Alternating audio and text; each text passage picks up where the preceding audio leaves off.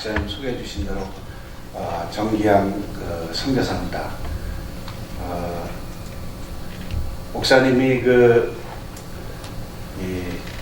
일부에서도 너무 소개를 과하게 이렇게 해주셔가지고 제가 마음의 심적인 부담이 많이 됐습니다. 근데 제가 목사님이 저보러 하여튼 이렇게 교회 와서 섬길 수 있는 그런 기회를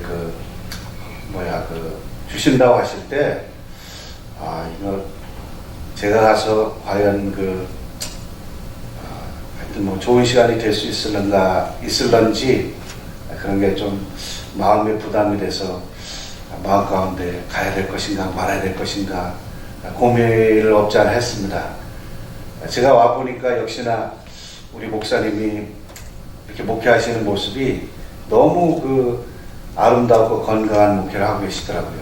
한국의 많은 교회가 교회는 부흥돼도 영혼과는 관심 없고 하나님이 세상 끝까지 가서 복음을 전하라고 그랬는데 전혀 그 말씀은 귀를 닫아버리고 당신 교회 가고 이웃 교회 가고 나는 안 간다고 이런 교회들이 많이 있는데 이렇게 세계 200여 나라의 선교사를 파송할 것을 비전으로 갖고 참 지상교회 예수님이 주신 그런 지상교회 중에서는 가장 아름다운 비전을 가진 교회 중에 한 교회가 아닌가라는 생각이 없지 않아 들었습니다. 그래서 이거 역시나 제가 고민할 때 안 왔으면 좋을 걸 잘하고 계신데 또 와가지고 제가 이 아침에 여러분 만사 다 제껴놓으시고 하나님한테 예배 드리러 오셨는데 제가 은혜스러운 그런 상황이 안 돼가지고 여러분 집에 가면서 선교사 때문에 오늘 아침 예배 잡쳤다 이러실까봐 제가 고민이 많이 됩니다.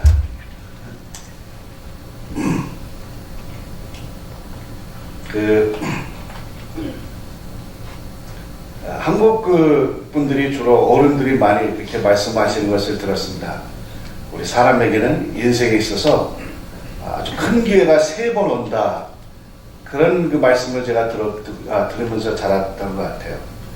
그러다 보니까 저도 제 인생 가운데 3번의 큰 기회가 어떤 때인가 그 기회를 잘 살려서 나도 한번 멋들어지게 살고 싶다라는 그런 생각이 없지 않아 저에게도 들었습니다. 그랬는데 제가 신앙생활을 하고 예수를 믿고 나니까요. 하나님이 우리에게 주시는 기회는 인생에 3번만 주시는 기회가 아니라 자고 눈만 뜨면 기회를 주시더라고요.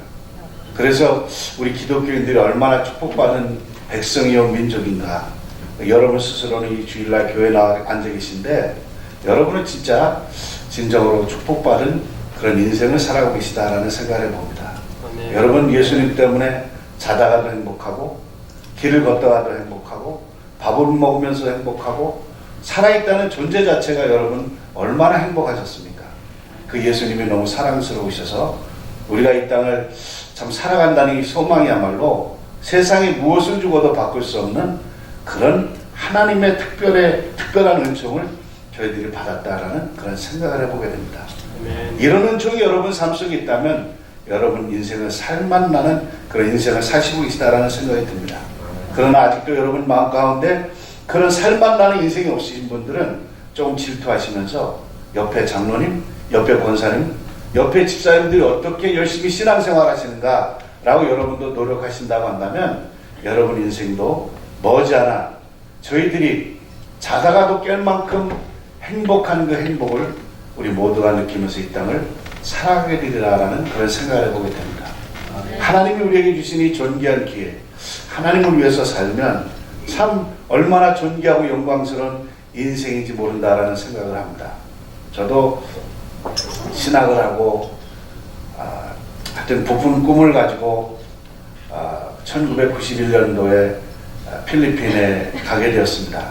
물론 제가 아버지가 목사님이거나 장로님이셨으면 그래도 저도 좀 더 선진국으로 갈 텐데 하여튼 아버지가 목사님이고 장로님이 아닌데도 아버지가 하나님이면 하나님도 좀 멋진 곳으로 보내주셨어야 되는데 제 형편에 맞게 하나님이 제가 기도할 때마다 말씀하시더라고요. 하나님, 제가 좀 이제는 좀 날개를 좀 달아서 좀 더 훈련도 더 받고 공부도 좀 더 하고, 그래서 제가 한국에 좀 돌아오면 하나님을 위해서 제가 한번 훨훨 날아드리지 않겠냐고. 그렇게 이제 제가 기도를 하면서 하나님한테 어느 나라를 갈까요? 그런데 하나님이 계속 제 마음 가운데 필리핀을 가라 이러시더라고요. 그래서 아니 필리핀에 가면 뭐 선한 것이 없는데 거기 가서 제가 어떻게 공부를 하고 어떻게 훈련을 받냐고, 가진 거라면 무일 뿐인데, 그때 하나님이 뭐 하여튼 오랜 동안 기도를 했죠. 오랜 동안 기도했더니 하나님이 저에게 주신 기도의 응답의 말씀은 공중에 나는 새를 보고 들에 핀 그 백합화 들국화를 봐라, 그렇게 말씀하시면서 그것들은 심지도 않고 거두지도 않지만 먹이고 입히지 않느냐라는 말씀하시는 거예요. 제가 그 말씀을 들으면서 하나님 맞습니다. 하나님의 그 능력은 제가 어디를 가든지 그 땅에서 하나님은 저를 먹이고 입히실 것입니다. 저는 참 하나님의 음성이 얼마나 감사하든지 그걸 믿고 제가 그 반대하는 처갓집 식구들의 반대를 모두 물리치고 제가 하나님 말씀에 순종해서 필리핀에 갔습니다. 필리핀에 가서 제가 그 믿음이 현실이 되기까지는 몇 년 동안을 고생했던 것 같아요. 하나님이 저에게 훈련시키셨던 한 가지는 뭐냐면 하늘을 봐라 였습니다. 뭐 하늘을 잘못 보면 잘못보다는 뭐 새똥이 떨어질 수도 있잖아요. 근데 하나님이 제가 그렇게 어려울 때마다 하늘을 보라고 하시는 거예요. 제가 그 하늘을 보면서 하나님 앞에 터득한 것은, 야, 우리 그 크리스찬들은 세상을 볼 것이 아니라 어떤 상황을 만나든지 우리 모두는 하늘을 바라봐야 되는구나라는 것을 제가 깨닫게 됐습니다. 그 다음부터 제가 인생의 어려움이 올 때마다 늘 하늘을 바라보며 하나님 앞에 기도했어요. 하나님이 저에게 늘 신실하게 한 번도 하나님은 저한테 실망을 주지 않으셨던 걸 기억합니다. 저희 아들이 하루는 아빠, 왜? 아빠는 그래도 다른 선교사들보다는 좀 얼굴에 기름기가 흐르는데 아빠는 뭐 좀 특별한 그런 뭐 이유가 있어? 이렇게 묻더라고요. 그래서 제가 아들한테 그렇게 이야기를 했습니다. 그래. 아빠는 특별한 은총이 있는데 아빠의 아버지가 아빠에게 크레딧 카드를 하나 주시더라. 그 크레딧 카드를 내가 참 받아가지고 필요할 때마다 내가 그 크레딧 카드를 써서 내가 돈을 꺼내 쓰고 있다고. 그랬더니 진짜야? 할아버지가 이렇게 부자야? 그래서 부자지. 할아버지 보통 부자시냐? 그랬더니 진짜냐고. 그럼 아빠 그 크레딧 카드 나도 하나 좀 달라고. 그래서 그 크레딧 카드는 네가 받을 수 있는 것이 아니고 네가 스스로 노력해서 받아야 되는데, 그것은 네가 이렇게 그냥 달라고 줄 수 있는 게 아니라고. 이 아들이 자꾸 크레딧 카드를 자기한테 하나 달라는 거예요. 까만 크레딧 카드로 해서. 그래서 그냥 그것은 네가 스스로 받아야 된다.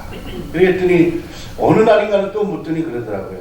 보니까 할아버지도 가난한데 어느 그 아버지 말씀 이야기하는 거냐고.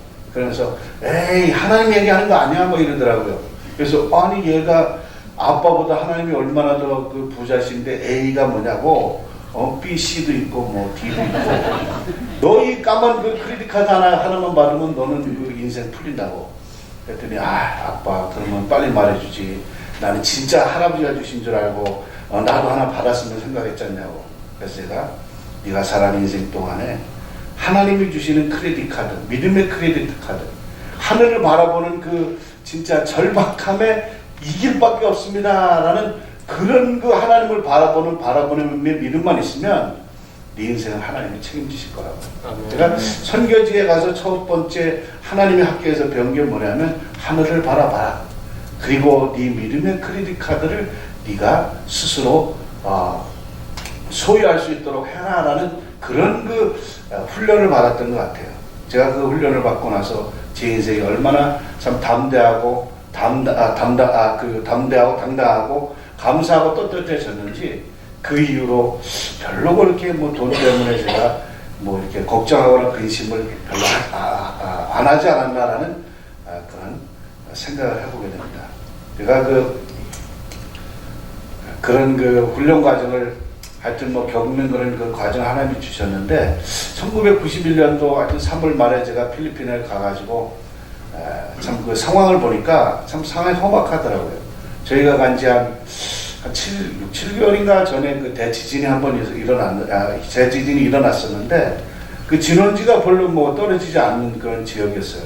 그러다 보니까 막 조금 이제 좀 건물이 좀 높다 하면 다 막 무너지고, 대학교 건물이 하나가 막 이렇게 그 주저앉아가지고 압사당한 학생들이 뭐 수백 명이라고 하고, 그리고 도시가 완전히 어떻게 보면 그 죽음의 도시 같더라고요. 어두워지면 사람의 도로에 하나도 보이질 않고, 그리고 들려오는 소리는 뭐 누가 강도 맞았다, 어느 선교사님이 뭐 무슨 뭐 강도의 칼에 맞아서 돌아가셨다, 뭐 이런 이야기들이 들리니까 도저히 뭐 하여튼 정이 떨어지더라고요. 그리고 뭐 비가 한번 하여튼 뭐 우기철에 대해서 비가 오기 시작하면 한 5월달 정도부터 한 10월, 9월 말 10월까지 막 비가 내리는데 막 이 양동이 물 갖다가 막 퍼붓는 것처럼 그렇게 막 비가 오더라고요. 뭐 한 달, 두 달씩 올 때도 있고, 뭐 책하고 옷만 곰팡이가 쓰는 게 아니라 사람까지도 막 이렇게 곰팡이가 쓰는 것 같더라고요. 그러지 뭐 화산은 터져가지고 화산재가 날라와서 막 쌓이는데 막 뭐 회색 도시 같은 그런 참 상황도 벌어지고. 그래서 제가 생각하기는 아내하고, 여보, 이러다가 우리가 제명에 못 가겠어. 빨리 보따리 싸고 개나리 보따리 싸고 다른 나라로 우리가 갑시다. 우리가 막 이제 준비하고 있던 하여튼 뭐 그런 그 시간도 있었습니다. 하여튼 그런 과정이 있으면서 어느 날 밤인간 저희 아내가 자고 있는 저를 막 깨우더라고요. 그래서 왜 그러냐 그랬더니, 여보, 바깥에 누가 저기 도둑놈이 들어오는 것 같은데 여보 한번 당신 나가보라고. 근데 저도 그냥 뭐 피곤하고 하니까 뭘 나가냐고, 그냥 자라고, 피곤한데 그냥 누가 왔냐고. 그래서 이제 아내한테 자라고 그랬어요. 그때 조금 있다 보니까 또 아내가 막 그냥 저를 흔들더라고요. 왜 그러냐고. 그랬더니 도둑놈이 안 것 같은데 빨리 나가보라고 지금. 그래서 제가 사모가 돼가지고 말이야, 아니 믿음도 없지. 아니 들어오면 들어오는 거지. 그러다가 뭐 죽으면 오늘 밤 뭐 주님 앞에 가는 건, 천국에 가는 건데, 왜 피곤한 사람 자고 깼냐고, 자라고. 이제 제가 그냥 아내한테 그냥 자라고 그러고 잤어요. 저도 자다 보니까 아내가 또 깨우는 거예요. 여보 진짜라고, 이거 누구 안 나오더라고. 도둑놈 지금 문 열고 있나 본데 빨리 나가보라고. 근데 제가 벌떡 일어나면서 뭐라고 그랬냐면, 나가긴 왜 혼자 나가? 같이 나가야지. 제가 그 말을 이 실수를 하고 나서는 제가 지금까지도 하여튼 아내한테 구박을 받고 있습니다. 당신이 무슨 담대하고 무슨 용감하고 그래? 웃기는 소리 하지 말라고. 그 연약한 아내한테 나가려면 혼자 나가, 같이 나가, 이런 말 하는 사람 제정신이냐고. 제가 봐도 제정신이 아니었어요. 막 일어나가지고 막 문을 닫았다 열었다 하고 그리고 불을 껐다 켰다 하고, 그러고 나가면 이제 도둑님 빨리 도망가 주시라고. 뭐 불을 켜고 막 문을 열었다 닫았다 막 하고, 이제 아내하고 같이 바깥에 나갔더니 그 창가에 고양이가 날라온 그 날파리들을 막 떨어진 날파리들을 막 잡아먹으려고, 거기서 막 그냥 그거 잡아먹는다고 소리 낸 게, 그게 이제 그 도둑놈이 들어오는 소리를 들었던 거예요. 제가 아내한테 딱 들어오면서 거보라고. 도둑놈이 무슨 도둑놈이냐고. 고양이가 저렇게 하고 있는데 사모가 돼가지고 말이야, 죽음을 숨겨하고 천국에 간다는 믿음도 없이 이렇게 살고 있다고. 근데 제가 그 말을 한 저는요, 그 다음부터 한 6개월 정도 안팎을 제 마음 가운데 들은 시험 때문에 견딜 수가 없었어요. 제가 그래도 신학을 하고 하나님이 나를 사랑하셔서 예수님을 그 십자가에 달리시면서 내 죄를 용서해 주셨다고 그렇게 예수님 말씀하셔서 내 인생을 드리고 생명을 들여서 하나님을 위해서 내가 산다라고 그렇게 제가 헌신을 했는데, 내가 어떻게 하늘나라를 내가 못 믿었나? 아니면 예수님의 그 십자가의 죽으심과 부활하심을 내가 확실히 믿지 못한 그런 믿음 없는 그런 존재였는가라는 그 생각 때문에요, 한 6개월 정도를 시험하고 막 싸우는데, 그 싸우는 동안에도 밤이면 저도 무섭고 두려운 마음에 잠을 잘 못 이룰 수가 없더라고요.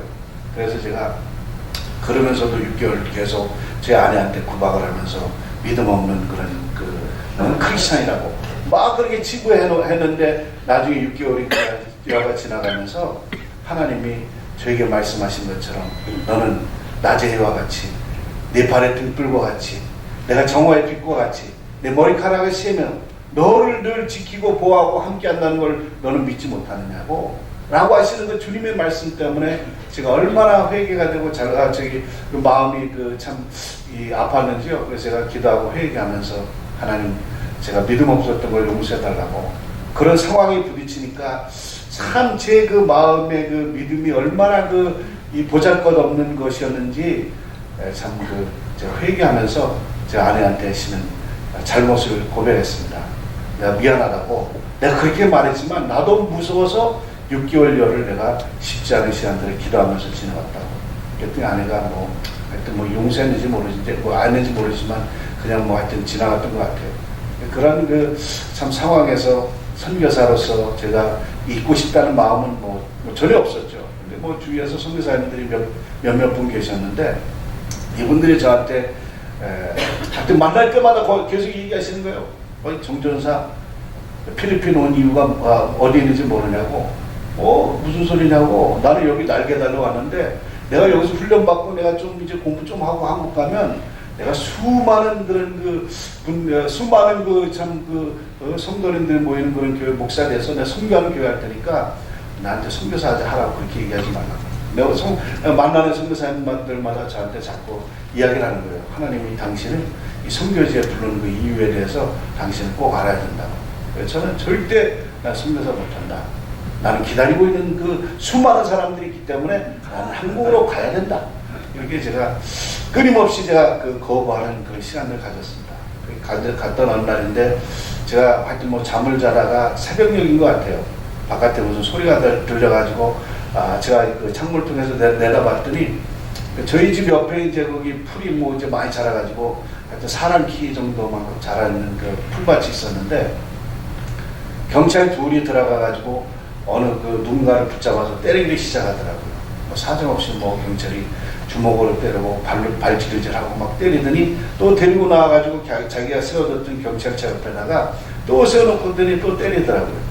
제가 때리는 모습을 보면서 이렇게 있는데 그 옆에는 과자를 싣는 트럭 같은 게 있었고 제가 느낀 건 뭐냐면 저 사람이 먹을 것이 없어서 저 과자 부시러기 훔쳐 먹으려고 하다가 잡혀서 매를 맞는구나 라는 그런 생각이 참 들더라고요. 그래서 제가 혼자 생각하면서 생각하기를 하나님, 세상이 이렇게 불공평할 수 있냐고.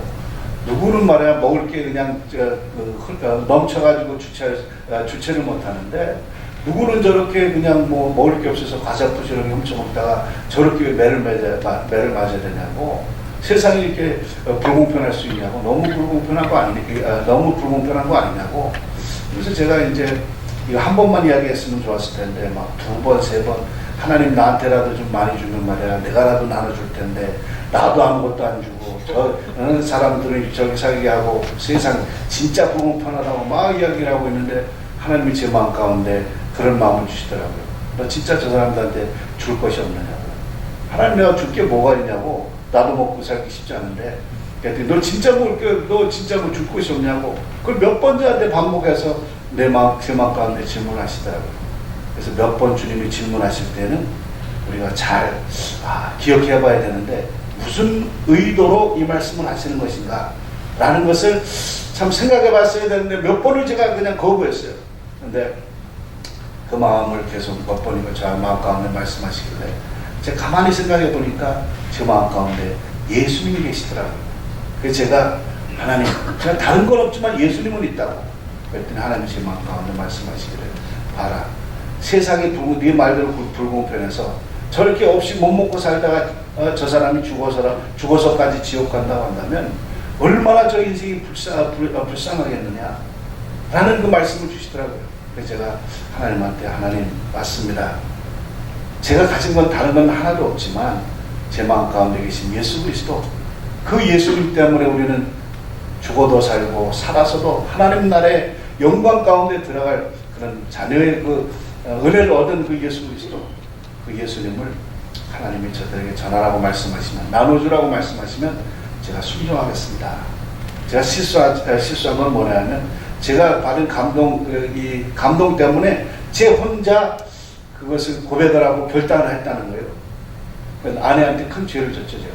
왜냐하면 아내의 동의도 없이 제가 하나님 제가 그렇게 말씀하시면 제가 하나님 말씀에 순종하고 선교사로 이 땅에서 참 이들을 섬기겠습니다 라고 한 그 이야기가 아내 허락 없이 제 혼자 스스로 결단하고 방으로 들어갔더니 아내가 깊이 자고 있더라고요. 그래서 제가 깨웠어요. 깨워가지고 여보 실은 내가 바깥에서 소리가 나서 이렇게 나갔는데 하나님이 이런저런 일로 나를 선교사를 하라고 하네.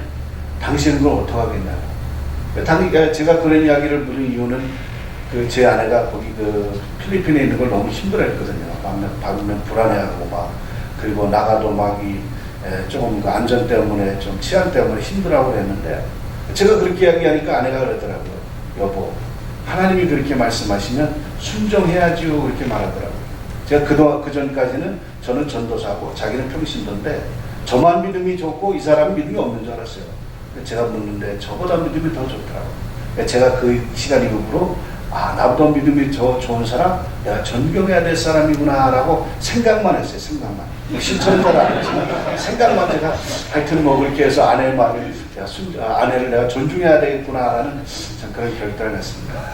그리고 제가 이렇게 선교사로 헌신을 하고 필리핀에서 선교를 해야 되겠다라고 생각을 하면서 이제 하나님 어떤 선교를 저에게 주실까 이렇게 기도하고 있었는데 여러분이 아시는 것처럼 필리핀이 80% 안팎이 천주교인이잖아요. 그래서 천주교인이기 때문에 하나님 이야기도 들었다, 예수님 이야기도 들었다, 성경도 안다 이렇게 이야기를 많이 들어왔기 때문에 제 마음 가운데에도 누구에게 어떻게 복음을 전해야 될지 그 마음이 저 마음 가운데는 질문이더라고요.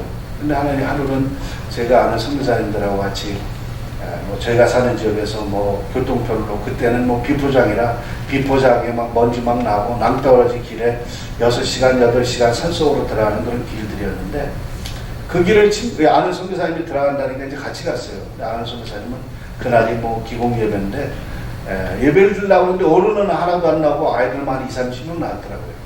그래서 기공 예배인데 어떻게 어른은 없고 애들만 있나 이렇게 생각하고 기공 예배를 같이 드리고 있는데 제 앞에 앉아있는 20-30명의 어린이들이 옷은 찢어지고 맨발에 코는 흘리고 머리는 그냥 언제가 많은지 떡이 돼 있고 참 그 애들을 바라보고 있는데 참 한심하더라고요. 근데 주님께서 제 마음 가운데 네가 나한테 이 필리핀에서 누구를 어떻게 섬겨야 될지 복음을 전해야 될지 모른다고 했지. 봐라. 저 아이들의 눈을 봐라. 저 아이들의 눈이 얼마나 맑고 초롱초롱하고 빛나고 있는지 봐라. 그래서 제가 보니까 아이들 눈이 너무 예쁘더라고요. 그랬더니 하나님이 제 마음 가운데 그래. 저 아이들이 바로 필리핀의 미래이고 희망이고 하나님 나라입니다. 라고 말씀을 저 마음 가운데 주시더라고요. 그래서 제가 그 하나님 말씀하시는 그 말씀에 제가 순종해서 하여튼 그 시간 그때부터 이제 산지 선교를 위한 선교사로 헌신을 했습니다. 헌신을 해서 물론 그 먼 길을 오고 가야 되고 비포장 길에 위험한 일들이 있고 그때만 해도 공산 반군들이 아주 심하게 활동을 하는 그 산악지역이기 때문에 정부군하고 전쟁하는 교전도 있었고 그런 과정들 가운데 하여튼 그 길들을 다닐 수 있었는데 그 길을 다니면서 제가 하나님 앞에 늘 조주만 하겠어요. 제가 늘 무슨 하나님이 주신 기회 하나님 너무 감사합니다. 이 기회 하나님을 위해서 쓰겠습니다라고만 하겠어요. 제가 불평불만 하면서 하나님 왜 사람이 없냐고 딴 사람 좀 쓰면 안 되냐고 나 같은 사람 말이야 여기 오게 해가지고 먼지 먹고 위험한 데 다녀야 되고 집에 돌아와서 불빛이 조금만 멀리서만 보여도 아내를 보겠구나 이런 생각을 하게 하고 이거 너무한 거 아니냐고 다른 사람들도 많이 있는데 왜 나만 여기 가라고 그렇게 나를 보내냐고 제가 하나님 앞에 없잖아 불평불만도 하나님한테 제가 많이 했던 것들이 기억나요. 그때 하나님이 말씀하신 그 말씀 뭐냐면 내가 너를 그 어렸을 때부터 내가 오늘까지 너를 준비하고 예비해 왔다라는 그 말씀을 하시더라고요. 제가 말씀을 들으면서 좀 더 품위 있게 준비하시지. 부틴하게 가서 교수님을 하게 하든지 아니면은 좀 더 무슨 그 큰 교회 목회자를 만드시든지 아니면 나라 들면 어려서부터 나를 준비해 오셨는데 그거 먼지 먹고 노가다처럼 부르셨냐고 그런 불만이 없지 않은 제 마음 가운데 있었습니다. 제가 그 과정을 겪으면서 느낀 느낌은 바로 뭐냐면 그 과정 가운데 만들어 오신 것은 하나님 나라를 위한 영혼 구원도 선교도 아니었고 그 과정 속에 만드신 그 대상은 바로 누구냐면 바로 저 자신이었다라는 것을 발견하게 됐습니다.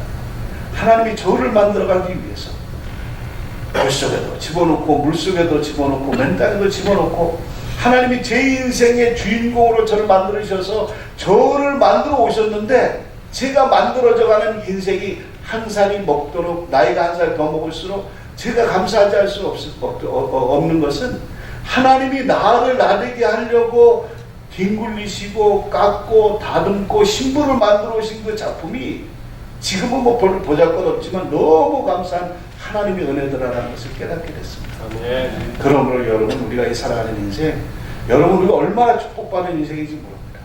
하나님이 여러분 한 분 한 분의 인생에 지금 찾아오셔서 간섭하시면서 말하는 것 하나, 행동하는 것 하나, 생각하는 것 하나, 일하는 것 하나, 여러분 인생 하나하나를 얼마나 섬세하게 하나님이 간섭하시고 만들어가고 다듬고 세워가시는지 기가 막힌 하나님이시더라는 겁니다. 하나님이 주신 이 기회, 하나님을 위해서 우리가 순종하고 그 하나님께 우리의 인생을 맡기고 겸손하게 그분의 인도하심을 따라가면 여러분 우리의 인생은 존귀한 인생입니다. 축복받은 인생입니다. 하나님의 민족이요 하나님의 영광스러운 자녀다라는 것입니다. 그런데 여러분 우리 스스로가 내가 공부 좀 했어요, 내가 좀 돈도 있어요, 내가 좀 사회에서 잘 나가요, 여러분 목숨이 뻣뻣하잖아요. 하나님이 우리를 고치실 기회를 놓치셔서 여러분 우리 인생의 마지막에 가면 우리는 다 목이 꺾어지면 그때는 보잘것없는 초라하고 그리고 보잘것없는 인생으로 전락하더라라는 겁니다. 여러분 뭐 대통령 좋아하고 막 대통령 되려고 정치하는 사람들, 여러분 지금 대통령이 지금 옥에 가서 얼마나 초라하게 인생을 살아가고 있습니까?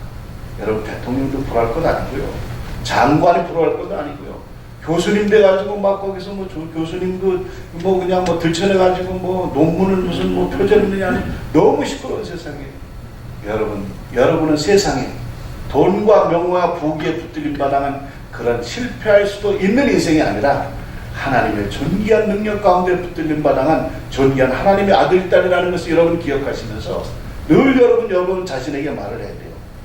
참 존귀한 하나님의 너 아들이다. 너는 진짜 존귀한 하나님의 딸이다. 네가 얼마나 사랑스러운지 내가 너만 봐도 그냥 웃음이 저절나오고 너무 행복하다. 여러분 스스로에게 우리가 이 하나님의 전된 우리가 내 스스로를 축복하고 격려하고 인정하면요, 하나님이 우리의 인생 가운데 우리를 만들어고 다듬어하는 그 하나님의 아름다움의 존귀가 여러분 세상 가운데 우리를 알고 빛되게 하시고 소금되게 하시더라는 것을 보게 합니다. 여러분 우리 참 이 큰나무 교회 너무 아름다운 비전과 꿈들을 갖춘 것 같아요. 하나님의 지상교회, 예수님의 그 십자가에 죽으시고 부활하시면서 생긴 이 지상교회가 영혼 구원을 위해서, 세계 선교를 위해서, 하나님 앞에 성숙한 그리스도인의 이 온전함을 위해서 여러분 비전 가지고 여러분 세워져가는 교회가 이 지상에 많지 않더라라는 것을 보게 됩니다. 그러므로 여러분 행복하게 여기시고 기쁘게 여기시고 예수 그리스도를 닮아가는 우리 큰나무 교회, 예수님의 그 존귀하신 가운데 우리가 잘 다듬어져서 하나님의 영광스러운 아들, 딸로 하나님의 나라를 세워가는 이 기회를 붙잡고 이 교회 하나님을 마음껏 기쁘게 드리는 우리 큰나무교회 성도님 여러분 가정, 우리의 삶이 될 줄로 그렇게 믿습니다. 네. 저희가 91년도에 가서 뭐 지금까지 하여튼 뭐 선교를 해오면서 뭐 제가 짧게 이렇게 이제 그 선교 박람회 보고하는 그 영상을 제가 뭐 같이 이제 이렇게 좀 보여드리려고 이렇게 그 가져왔는데요. 이 사역들을 하면서도 제가 생각하기에는 제가 무슨 뭐 어떤 능력이 되고 제가 무슨 뭐 유식하고 그래서 이런 사역들을 참 만들어 왔다라고 저는 참 생각이 별로 안 됩니다. 예수님의 은혜가, 하나님의 사랑, 하나님께서 허락하신 그 기회들을 하나님 앞에 내어드리고 순종하고 그 하나님의 말씀에 민감해서 따라가려고 할 때 하나님이 세우신 것이 아닌가라는 그런 생각을 보게 됩니다. 하여튼 오늘 본문 저희가 함께 참 봉독하여 읽은 성경 말씀에 바울과 실라가 빌립보 그 지역에 가서 귀신 들린 그 여자를 귀신으로부터 자유하게 해주고 붙잡혀서 매를 맞고 감옥에 갇히고 감옥에 갇혀서도 참 그들이 한 그 어떤 행동들을 보게 되면 참 얼마나 존귀한 그런 삶을 사도 바울과 제자들이 살았나라는 그런 생각을 해보게 되었습니다. 복음을 전하다가 매를 맞고 옥에 갇혀서 착고에 채우고 감옥문이 잡히고 그 상황 속에 기도하고 찬양했다는 것도 참 존귀한 일이었는데, 기도하고 찬양하는 그 상황 속에서 지진이 나고 옥문이 열리고 착고가 열려서 참 자기들이 도망갈 수도 있는 그러한 상황이었는데도 불구하고 그들이 도망가지 아니하고 자기들이 자유할 수 있는, 살아날 수 있는 기회를 포기하고 감옥에 그냥 머물러 있더니 간수가 와서 옥문이 열린 걸 보고 착고가 다 풀어진 걸 보고 자결하려고 할 때 내 몸을 해하지 말라, 내 몸을 해하지 말라, 우리가 여기 있다 라고 한 그 참 영혼을 살릴 수 있는, 하나님 나라를 위해 일할 수 있는 그런 기회를 참 민감하게 그걸 깨달았다는 바울이 얼마나 참 존귀한 삶을 살았는가라는 그런 생각을 또 해보게 됩니다. 그 모습을 본 간수가 그들을 자기의 집으로 안내해서 그들에게 내가 어떻게 해야 영생을 받겠습니까? 발을 씻겨주고 먹일 것을 주고, 그리고 그들에게 나왔더니 온 가족으로 더불어서 주 예수를 믿으라, 그러면 너가 내 집이 구원을 얻으리라 라고 말씀하는 이 사도 바울의 하나님을 향한 영혼을 위한 그 참 기회를 붙잡은 바울, 얼마나 존귀한 그런 하나님의 종이었는가라는 것을 생각해 봅니다. 그래서 하여튼 저희들이 살아가는 동안에 여러분과 저에게 주신, 하나님이 참 우리에게 주신 그런 기회가 있는 줄 압니다.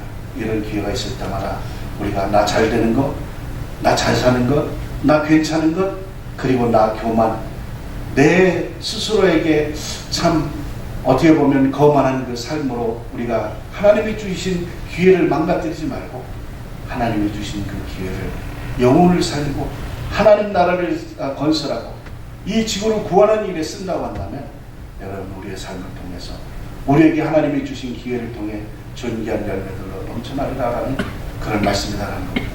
여러분 우리의 고국은 하나님이 주신 그 기회, 교회가 성장하고 부흥하고 수백만 명의 크리스찬들이 예수 믿고 회개하고 주교로 돌아온 이 기회를, 하나님이 주신 그 기회를 하나님의 영광을 위해서 쓰지 않고 자기들의 욕심과 교만과 가짓과 거짓으로 그렇게 참 그들이 그것들을 허비했더니, 그랬더니 한국 교회는 오늘날 참 걷잡을 수 없도록 지금 심각한 퇴보를 보이고 곤두박질을 치고 있다는 것들을 우리가 듣게 됩니다. 여러분 모쪼록 우리 큰나무 교회는 하나님이 우리에게 주신 이 참 이곳에서의 삶을 통해서 이 지역사회를 복음화하고 우리 고국과 미국과 온 세계를 참 구원하는 일을 위해서 우리가 하나님이 주신 기회를 사용한다고 한다면, 여러분 우리의 삶 가운데 하나님의 놀라운 존귀한 것들로 우리를 축복하시고 사용하시리라 그렇게 믿습니다. 네.